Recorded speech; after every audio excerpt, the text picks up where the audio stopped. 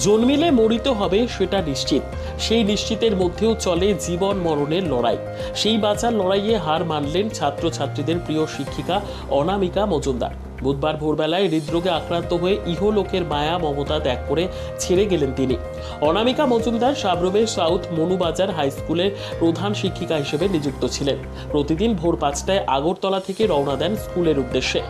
এদিনও প্রস্তুতি নিচ্ছিলেন। এরই মধ্যে বুকের ব্যথা অনুভব করলে সাথে সাথেই তাকে রাজ্যের একটি বেসরকারি হাসপাতালে নিয়ে যাওয়া হয়। সেখানে নিয়ে গেলে কর্তব্যরত চিকিৎসক তাকে মৃত বলে ঘোষণা করে। মনুবাজার হাই স্কুলের আগে তিনি পালাটানা হাই স্কুলে প্রধান শিক্ষিকা হিসেবে ছিলেন।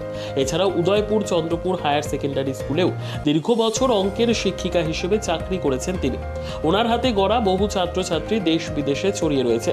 ওনার বাড়ি উদয়পুর কয়লার মাঠ হলেও ছেলের মেডিকেল নিয়ে পড়ার জন্য বেশ কয়েক বছর ধরে আগরতলায় বসবাস করছেন। ওনার স্বামী চিন্ময় মজুমদারও প্রধান শিক্ষক হিসেবে বর্তমানে চাকরি করছেন। প্রিয় শিক্ষিকার অকাল মৃত্যুর খবর মেনে নিতে পারছেন না কেউ। নিজস্ব প্রতিনিধির রিপোর্ট, দুরন্ত টিভি।